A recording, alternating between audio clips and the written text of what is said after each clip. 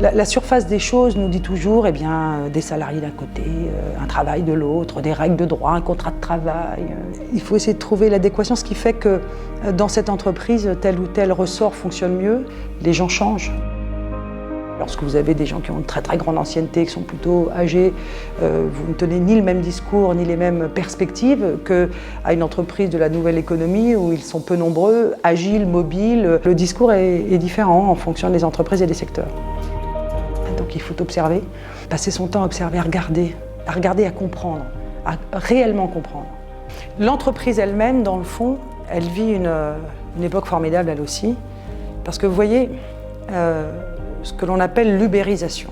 Les grands monopoles sont attaqués par des outsiders tout petits qui grignotent de manière astucieuse, en gros, des monopoles, qui se sont mises elles-mêmes à adopter des formes d'organisation qui empruntent précisément à ce monde du participatif, du coworking, du travail en réseau. L'entreprise s'adapte et elle a déjà finalement entrepris une forme de mutation dans son organisation, ne serait-ce qu'au travers de ce champ sémantique et des tentatives qu'elle fait pour favoriser le travail mobile.